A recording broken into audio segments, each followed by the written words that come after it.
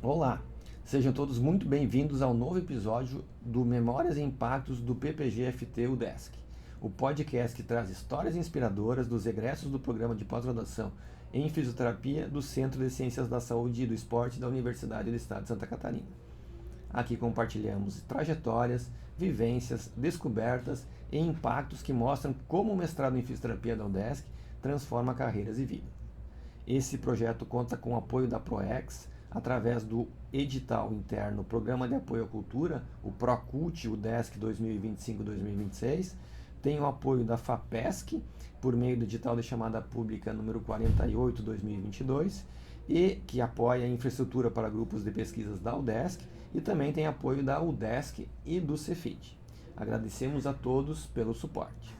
Hoje recebemos aqui o fisioterapeuta Joaquim Henrique Lorenzetti Branco, que é fisioterapeuta formado pela UDESC Cefid, tem título de especialista em fisioterapia respiratória pela Sobrafir Cofito. Ele é mestre em fisioterapia e doutor em ciências do movimento humano pela UDESC. E atualmente já realizou pós-doutorado em ciências da reabilitação da UFSC e atualmente realiza pós-doutorado em fisioterapia pela UDESC. Ao longo da sua trajetória, vem se dedicando à área de fisioterapia respiratória e reabilitação, com forte atuação na pesquisa e na produção científica. Além disso, também contribui na formação de novos profissionais, integrando ensino e prática clínica dentro da área da saúde. Ele já foi professor da Universidade Federal de Santa Catarina, no campus de Araranguá, na Faculdade de Anhanguera, e atualmente ele é fisioterapeuta do Centro Universitário Estácio de Sá de Santa Catarina. Ele também trabalhou no Hospital Bahia Sul e presta atendimentos domiciliares. Joaquim, é um prazer tê-lo aqui conosco. Muito obrigado por aceitar o convite para compartilhar sua trajetória e experiências. Eu que agradeço. Muito bem. Então, Joaquim, vamos dar início às nossas perguntas indiscretas. Primeiramente, eu queria que você nos contasse um pouco, né, como foi sua experiência no programa de pós-graduação em fisioterapia. Nos lembre em qual período foi o seu mestrado, se você já atuou como fisioterapeuta antes de iniciar o mestrado e onde você concluiu sua graduação. Então, eu iniciei o meu mestrado em 2017, no segundo semestre de 2017. Eu terminei a minha graduação, eu fiz aqui na UDESC. Eu terminei no final de 2016 e ali no primeiro semestre de 2017 eu entrei no programa como aluno ouvinte, disciplinas aluno especial, e aí fiz o processo do mestrado. No segundo semestre eu entrei como aluno regular do mestrado. Nesse período, nesse um ano ali de janeiro de 2017 até dezembro, eu trabalhei como fisioterapeuta no Hospital Bahia Sul. Eu trabalhava mais na parte da enfermaria.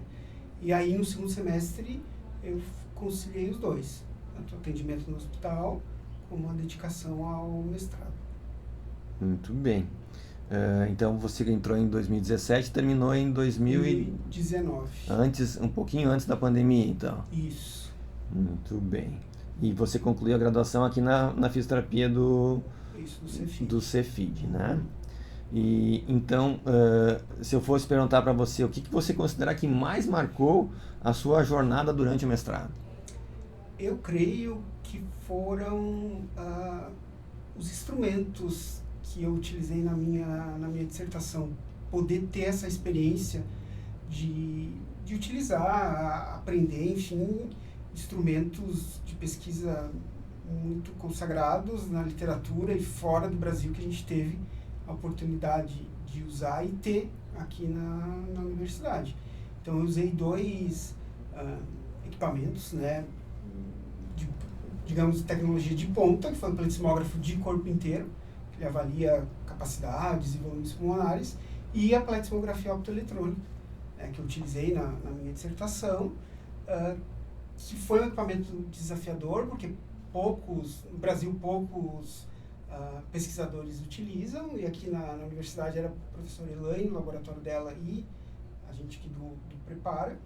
Então foi uma experiência muito produtiva, ter que estudar, e foi desafiadora porque a gente usou numa população de indivíduos com obesidade que a literatura não tinha muita coisa ainda nessa população.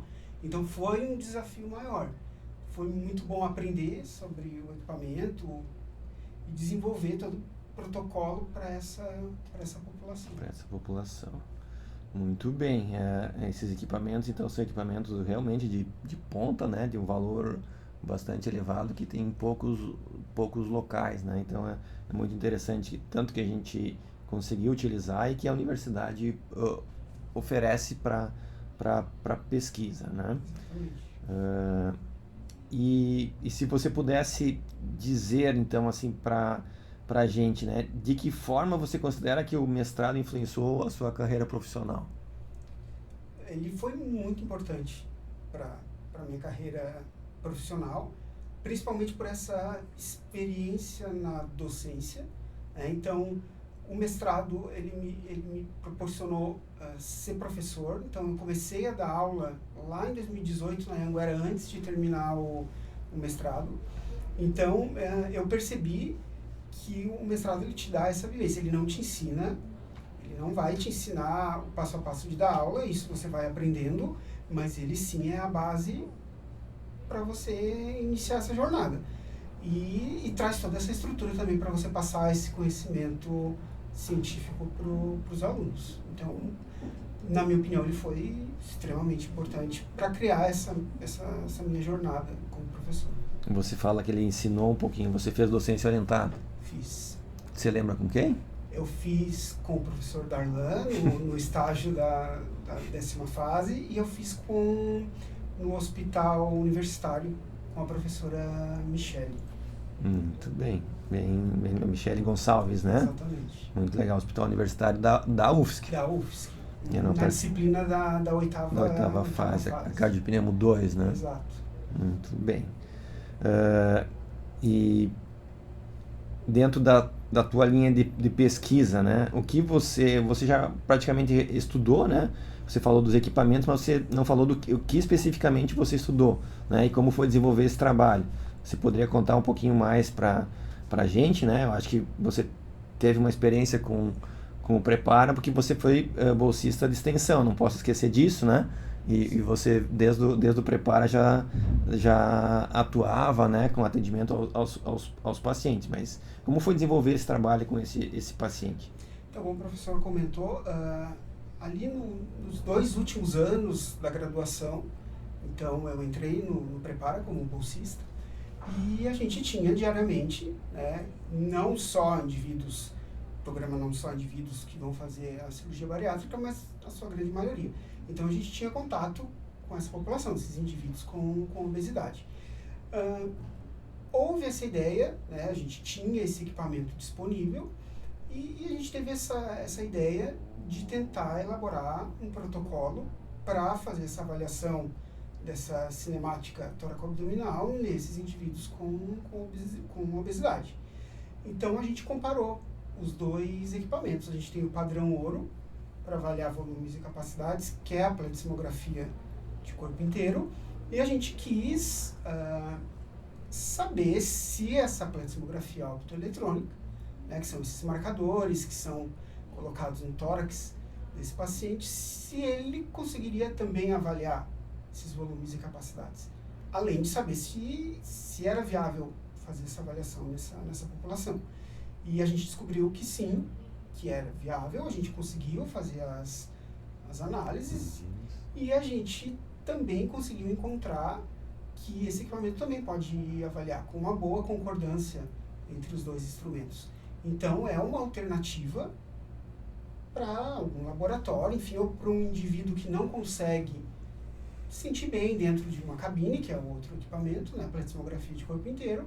Ele, se não se sentir bem, ele pode utilizar essa pletismografia optoeletrônica. Certo.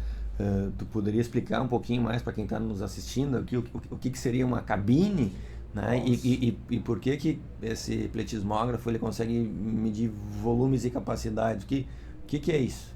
A pletismografia de corpo inteiro, então, é um exame que tem uma cabine, né? Uma cabine de hermética, né? Hermética, exatamente. O paciente ele entra nessa cabine, ele faz algumas manobras respiratórias que o fisioterapeuta ou quem está realizando o exame pede para o paciente. Então, por meio de diferença de volumes, enfim, esse equipamento ele consegue avaliar o quanto que o paciente está recebendo de ar ou expelindo de ar, enfim, dependendo da sua avaliação. Mas não é um exame tão simples. Ele é um exame feito em várias clínicas, enfim, mas não é todo paciente que consegue. Principalmente pelo fator da claustrofobia, é muito quente, às vezes, dependendo do nível de obesidade do indivíduo, é desconfortável.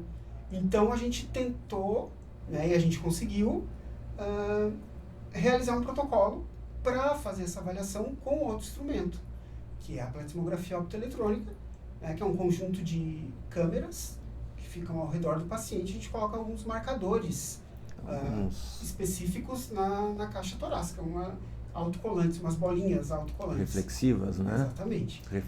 E aí, refletivas. E essas câmeras, elas captam esse sinal e elas transformam a caixa torácica do paciente de uma forma tridimensional, e um sistema do computador ele consegue avaliar a movimentação da caixa torácica, e ele faz diversos cálculos matemáticos e ele transforma essa área em volume.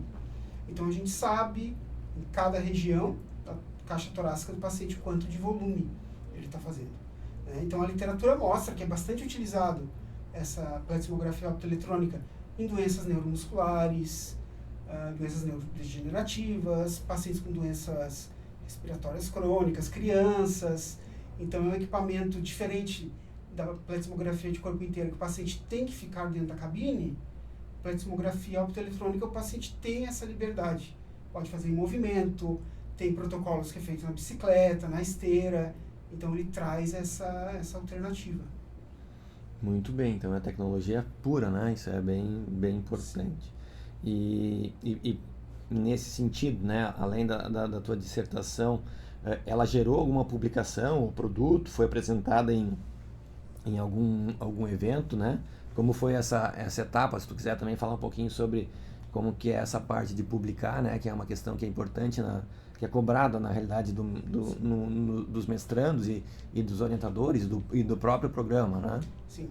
Então, esse trabalho, minha dissertação lhe rendeu, né, uma publicação internacional. Então a gente fez uma revisão sistemática sobre o uso desse equipamento em indivíduos com obesidade. Então foi aceito num periódico internacional, Heart Lung, e também gerou banners e apresentações em eventos científicos. A gente ganhou até premiação na Jornada Catarinense de Fisioterapia Respiratória, a gente ganhou o 2º lugar com esse trabalho, e também alguns outros eventos, como o CIFIR, que é o Simpósio Internacional, né, de Fisioterapia Respiratória. E como o professor falou, é exigido, né, num programa de pós-graduação, tanto do aluno, tanto do orientador, que todo esse trabalho ele renda publicações.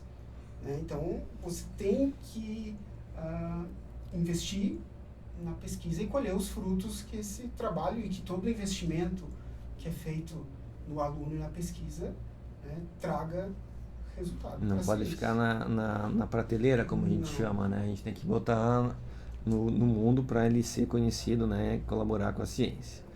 Muito bem. Qual você considera que foi o teu maior desafio que você encontrou, então, nessa trajetória do mestrado, né? Seja durante o curso, na pesquisa ou na coleta de dados? Eu creio que foram as coletas de dados. Assim. O maior desafio foi conseguir aplicar isso na população que a gente estava estudando. Porque a literatura traz, né, nesse equipamento uma padronagem para você inserir esses marcadores, mas em população eutrófica, né, que não é acima do eutrófica. peso. Eutrófica é o peso normal. Né? E a gente estava usando indivíduos com sobrepeso e obesidade, então muda. A gente sabe que muda a configuração. Então, esse foi o principal desafio. Conseguir estudar, porque não é fácil, são 98 marcadores. Isso tem que colar 98 pontos, e esses pontos são específicos em locais padronizados. Colar, descolar em cada paciente, e aí depois disso a gente passa tudo isso para um sistema E a gente sabe que tecnologia é importante, mas às vezes dá problema, e aí você tem que refazer. Então, isso eu creio que foi o principal desafio. Estudar, aprender o equipamento, operar o equipamento e extrair esses dados. Muito bem, olha aí, é desafio, né? Então, não é fácil, né? Mas Não a é gente fácil. consegue chegar lá. Se você pudesse voltar no tempo, né? Tem alguma coisa que você acha que você faria diferente no mestrado? Começaria antes, começaria depois? O que eu faria, eu creio que já no mestrado melhorar a publicação. Às vezes é muita coisa, porque no mestrado são 2 anos, então passa muito rápido. É uma dica que eu dou, não percam tempo, porque passa muito rápido. E tem disciplinas que são obrigatórias do mestrado, mas uma dica que eu dou, que eu faria era já aumentar a minha produção logo no mestrado. Às vezes não dá tempo, como eu falei, mas já começar para futuramente, ou quem vai para o doutorado, enfim, já colher os frutos. Então, dedicar à publicação. Eu tinha uma pergunta aqui que eu acho que já praticamente foi respondida, mas que conselho deixaria para quem já é aluno do programa? Tenho alguns conselhos, tá? O primeiro pode ser esse: produzam, escrevam, entrem em grupos de pesquisa, no laboratório. Outra dica: não percam tempo. Como eu falei, o mestrado é muito rápido. O que é não perder tempo? Não perder tempo é você não desfocar no seu objetivo. Ter um objetivo, então, é importante. A primeira coisa é ter um objetivo. E tem um plano B, um C, um D e um E. Com certeza. Porque não fiquem só no plano A, porque como eu falei, às vezes você depender só da tecnologia, a gente sabe que máquinas estragam, dá problema. Então aí você não pode perder tempo. Então, publiquem, façam ciência e não percam tempo. Não deu certo? Já tem o plano B, você já tem outro trabalho, outra alternativa para fazer, e aí depois você não fica ali naquela aflição no final, porque a gente sabe que a gente tem metas, a gente tem objetivos. Então, se você quer levar o mestrado numa boa, tranquilo, tenha objetivo, planeje, e no fim dá certo, sempre dá certo. Tem que ter um orientador bom. Também. Eu falo isso porque na realidade o Joaquim é uma satisfação, porque o Joaquim foi meu primeiro mestrando, né? Então minha primeira defesa foi o Joaquim. Eu levo isso com muito carinho, né?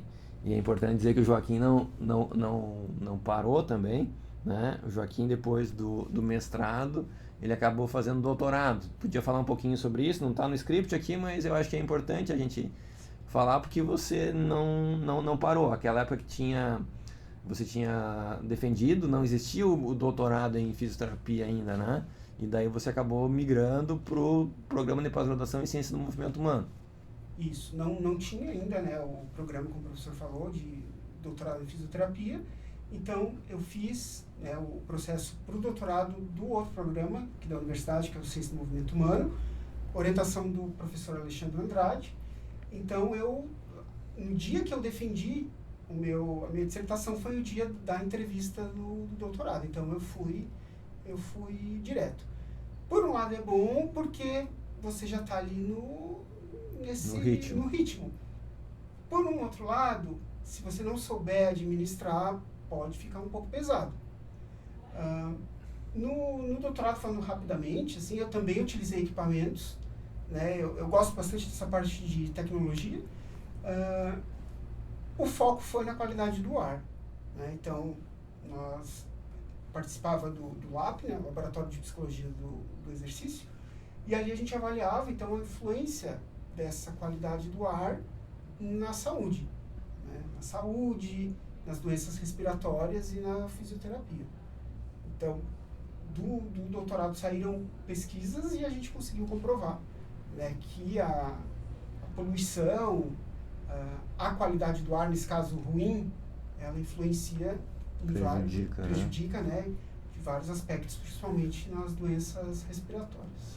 Eu lembro que você coletou dados na Clínica Escola de Fisioterapia, lá no nosso setor de reabilitação pulmonar, né, também. Então foi uma questão bem interessante, porque a saúde do doente pulmonar, né, se ele não respirar um ar de qualidade, esse ar poluído pode, inclusive, ao invés de estar melhorando a saúde respiratória dele, fazendo reabilitação, estar piorando, né? Então acho que esse é um tema que precisa ser bastante falado por todos nós. Esse foi o nosso objetivo.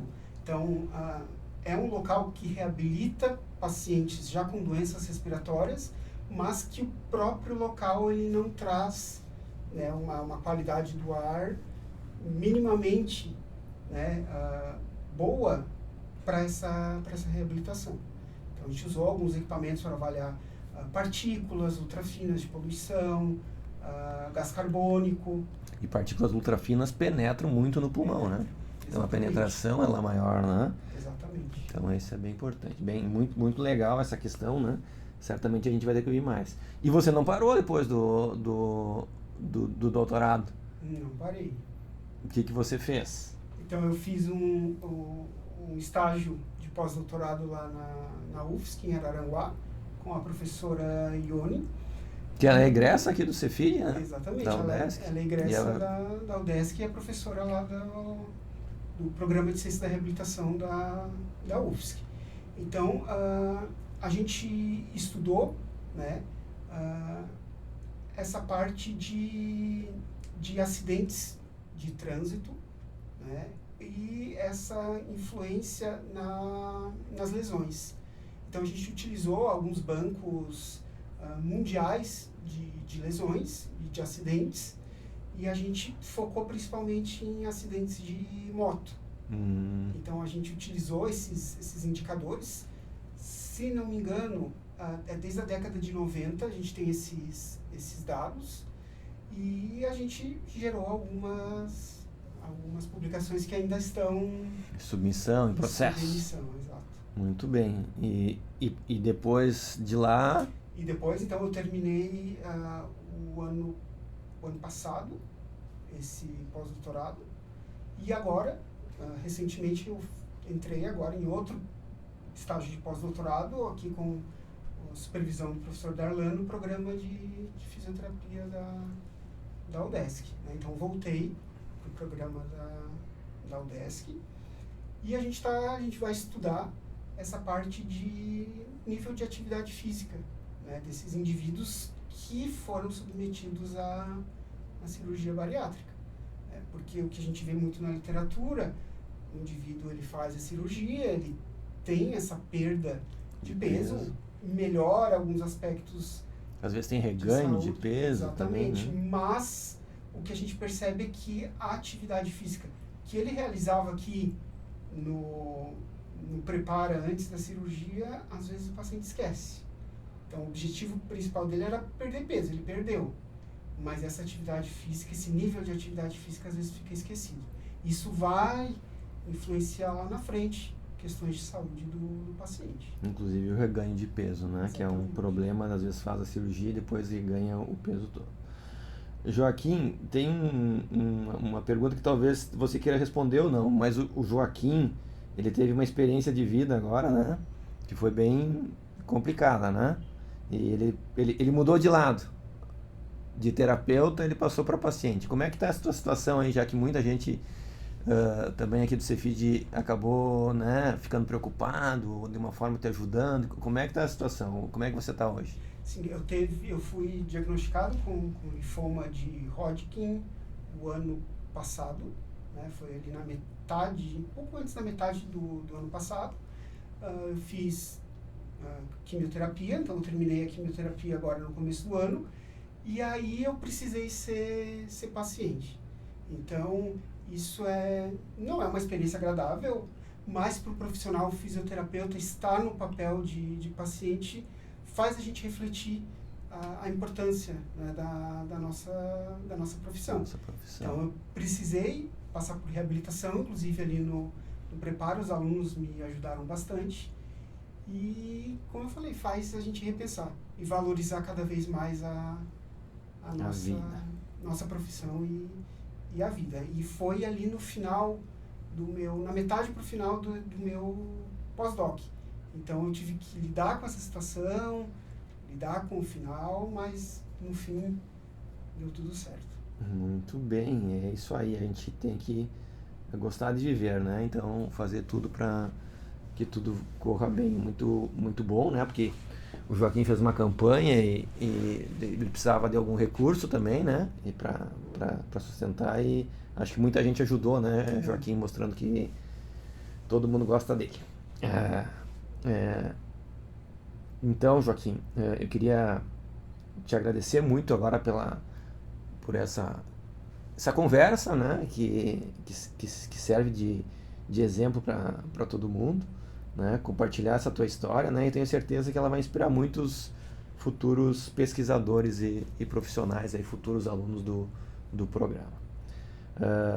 Se você gostou então desse episódio, deixe seu like, inscreva-se no canal, ative o sininho e compartilhe com quem também pode se inspirar com essa história.